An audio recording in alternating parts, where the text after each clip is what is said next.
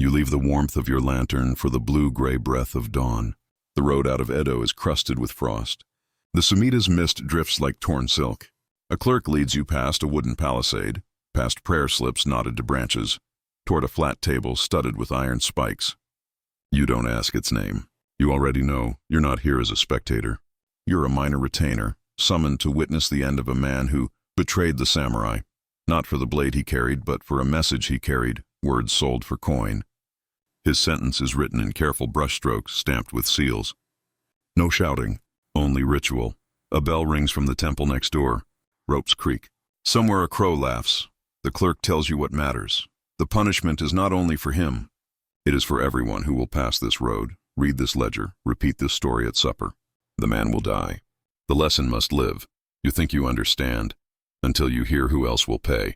And that's when the cold really begins. You live under Tokugawa rule. The year is not as important as the order, 1603 to 1868. The long peace of Edo.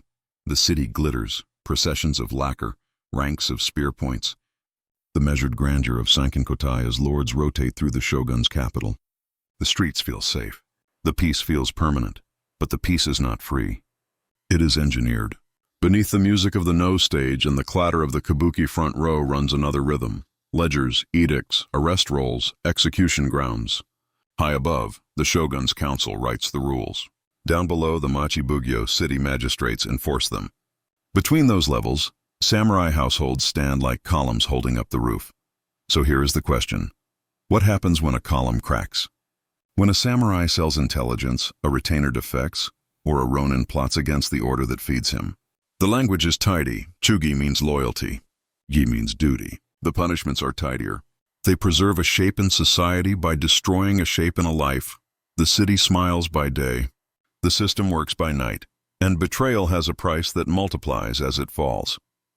To understand betrayal, you start with the paper skeleton of the era. In 1615, the shogunate issued the laws of military households, Buke Shohatto, a set of commands for lords and warriors, study letters, master arms, avoid luxury, do not build castles without permission. The document does not list punishments one by one, yet it defines the offense.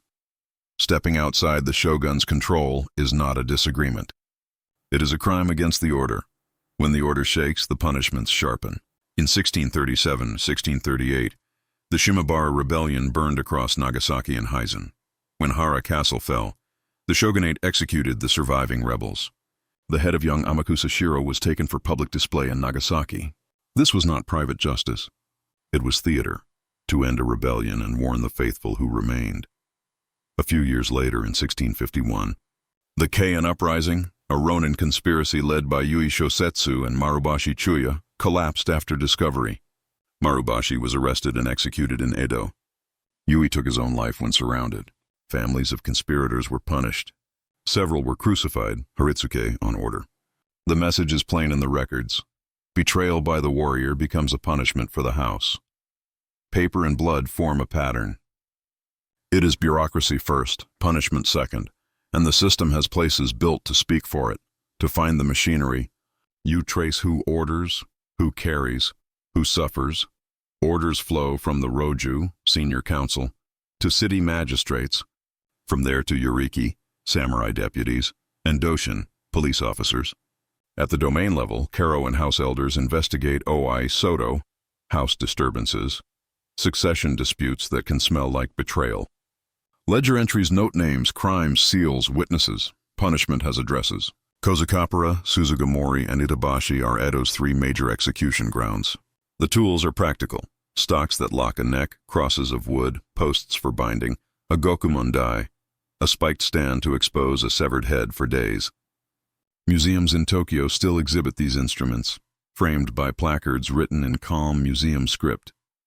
Punishment is tiered by status. A samurai convicted of a capital offense may be ordered to seppuku, not as a reward, but as a controlled, honorable death that spares a public spectacle. Commoners and ronin may face haritsuke, crucifixion, decapitation with sarashikubi, head display, exile, penal labor, or marking. Records suggest that in 1720, under Tokugawa Yoshimune, the state standardized tattoo punishment, irizumi-kei. and flogging in place of some mutilations, a colder mercy that ensured lifelong stigma. But the harshest penalties don't always touch the body. They touch inheritance. A house can be struck from the rolls, its stipend confiscated. Kaiyeki, the confiscation of a fief or the erasure of a line. The traitor dies. The household starves, and the theater begins to fill with actors you didn't expect. You see the first punishment on the skin. Not the sword, but the mark. In several regions of Edo, Japan, officials use tattooing as penalty, irazumi-kei, for crimes that cut social fabric, repeated theft, banditry, desertion. Betrayal was not always written as treason. It was often reclassified as crimes that courted the same fear: stealing from a lord's storehouse, falsifying rice ledgers, forging passes for enemy domains. Records suggest the shapes and locations were domain-specific, designed to identify the wearer to gatekeepers and innkeepers for life. You read a case. A warehouse clerk sold inventories to a rival. He wasn't executed. He was tattooed and exiled from Edo. The punishment follows him to every village he enters. The mark turns inns into interrogation rooms. He sleeps near the road, eats alone, and finds that even silence cannot remove a sign. They were inked. They were banished. They became warnings. But marks alone don't frighten samurai. Ritual does. To betray a lord as a samurai is to invite a particular script. The script is called seppuku. You won't hear boasting here. Seppuku in the records reads like a court order with ceremonial instructions.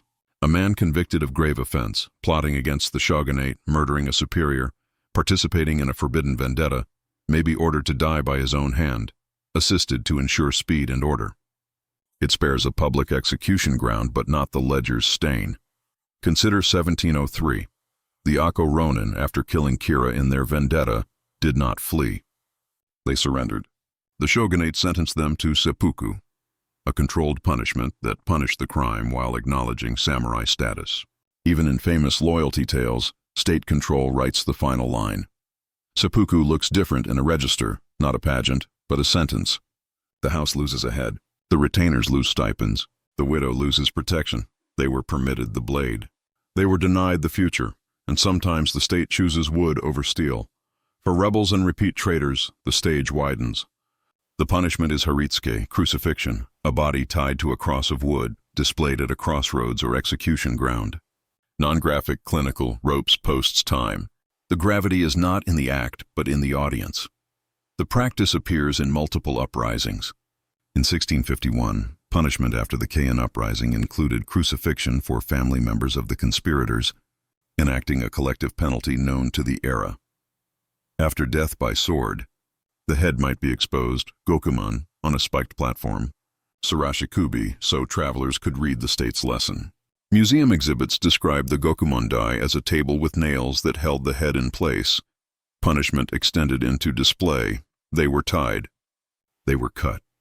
They were shown, but the heaviest blow sometimes falls on those who remain. You can kill a traitor once. You can erase his house forever. The mechanism is kaiyeki, confiscation of the fief, dissolution of the stipend, name erased from the rolls. When a samurai betrayed his lord, or when a daimyo defied the shogun, the penalty could ripple outward. Wives returned to natal families. Sons disinherited or reduced to commoner status. Retainers scattered to beg work in other domains if they could find a sponsor.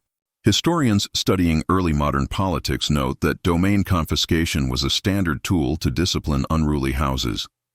The ledger looks bloodless, but every character on that page is a room emptied, a rice bowl sold, a child who learns a new name. Betrayal here is not one crime. It is a cascade. They were stripped of land. They were stripped of lineage, and sometimes punishment arrived with the future in its mouth. Edo, late autumn. You are summoned to the Machibugyo office. The building is orderly.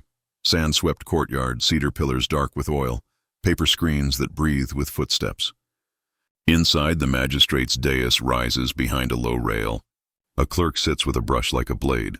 They bring in the accused, a middle-ranking samurai, 40, a father, a man whose hands carry calluses where the sword doesn't reach. His crime is not dramatic. He sent letters, 3 copies of a troop roster, carefully worded, to a rival domain. He asked for money. He received it. The case file says betrayal. The clerk's margin note says rice shortfall. The The hearing is quiet. Half the room are officials who know exactly which questions to ask. The other half are witnesses who look at their knees. Evidence moves like chess. The magistrate confirms seals and handwriting. A messenger produces a ledger from a post station 2 provinces away. Stratigraphy of paper, layers of dates, a court roll of carriers and night stops. A sword appraisal confirms the accused pawned a family blade 2 months before the letters left. Each fact interlocks with the next. The accused confesses. He speaks of stipend cuts, an elder's cruelty, debts from a sister's marriage. He asked no hopes for Seppuku. It is the last power he holds, the manner of his end. The magistrate confers with the yoriki. The record is clean. No blood spilled, no insurrection. The charge is treason, yes, but without overt violence. The sentence is delivered in that flat, careful voice that turns a life into a paragraph. The accused is ordered to Seppuku at his residence, today, with witnesses. His eldest son is stripped of inheritance. The household name is to be erased from the domain's rolls, kaiyeki at the scale of a man. The widow may return to her parents' home. The younger children are to be adopted if sponsors can be found. If not, registered as commoners. And then the line that stills the air, the 2 commoner accomplices, the post official who carried the letters and the scrivener who copied them, are sentenced to tattoo, punishment, and exile from Edo. As the clerk writes, you can feel the ink sink into the page, marks that will follow them for life. The samurai bows. He is escorted out like a ceremony already complete. The magistrate rises, gives orders for kozukapara to prepare for display, not of the samurai, but of the 2 accomplices if they should reoffend. A wind slides through the corridor and rattles the paper screens. You walked in expecting to watch a man die. You leave realizing the system punishes the living more thoroughly than it punishes the dead, and Edo will keep breathing as if nothing happened at all. The records are clear enough to draw a map, but not so clear that every path is sharp. Scholars agree that Buke Shohatto, 1615, set expectations for samurai, conduct and centralized surveillance over warrior houses. They also agree that uprisings met exemplary punishments, from Shimabara, 1637-1638, to the Keian conspiracy, 1651. The use of haritsuke, decapitation, and gokuman aligns with both chronicles and surviving execution ground artifacts in Tokyo museums. Where scholars debate is tattoo punishment. Many secondary works state that Tokugawa Yoshimune standardized flogging and tattooing around 1720, replacing certain mutilations. Others caution that practice varied by domain and that the exact edicts can be hard to pin to a single year. There is less dispute about the end of honor. In 1859, Yoshida Shoin, a samurai teacher who plotted against the shogunate, was executed by decapitation in Edo during the Ansei Purge, a late Tokugawa crackdown on perceived traitors. As for suppression, you find curation more than erasure. The state decided which acts of loyalty were publicized as moral tales and which acts of betrayal were recorded only in trial books and execution ledgers. Even the celebrated 47 Ronin story survives with competing primary accounts. And modern historians warn how later retellings reshaped state punishment into folk heroism. And once you see the debates, you can see the design. The revelation is not that Tokugawa Japan was cruel. Many states punish. The revelation is how it punished betrayal of samurai, as an administrative language legible to everyone. The stage was everywhere. A bridge by the road, a cross by a gate, a name erased in a village book. Punishments multiplied understandings of who holds power. A decapitation spoke to commoners. Seppuku spoke to samurai, reminding them that status did not shield them from orders. Tattoo marks spoke to inns and checkpoints, turning civilians into enforcers by sight alone. Kaiyeki spoke to retainers and marriage networks, teaching that loyalty was not simply personal, it was infrastructural. The state did not need to be everywhere. The lesson was, Edo's execution grounds stood like punctuation on its borders. Its museums today preserve the grammar of posts and boards. A samurai who betrayed his duty could die privately, but be processed publicly. His peers witness the sentence.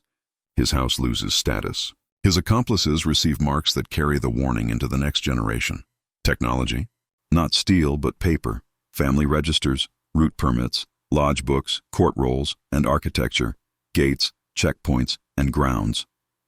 Ideology, stability redefined as visibility. Profit? The costs of revolt grew unbearable while the cost to enforce shrank. The final turn comes when you realize who owns the story. In Edo, the state wrote how traitors were remembered. A samurai becomes a tidy line, seppuku ordered. A rebel becomes a head on a gate. An accomplice becomes a mark on an arm. A house becomes a gap in a roll. The most unspeakable punishment is sometimes silence. Not a torture device, but erasure.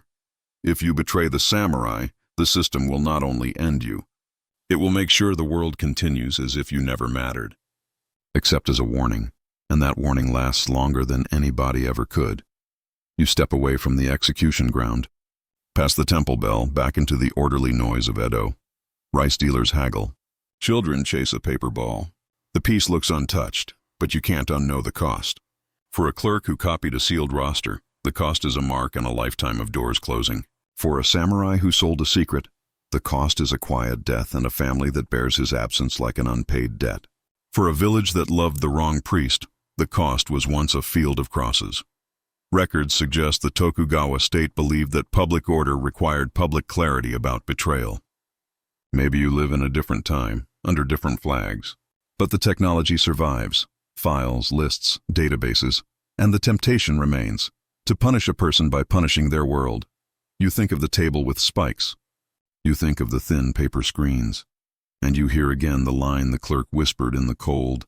The punishment is for everyone who will see it. The frost lifts. The lesson does not. If this walk through Edo's cold justice reframed your idea of samurai honor, tell me, which punishment surprised you most? The erasure of the house, or the marks that never fade? Next time, we'll step into another empire's machine.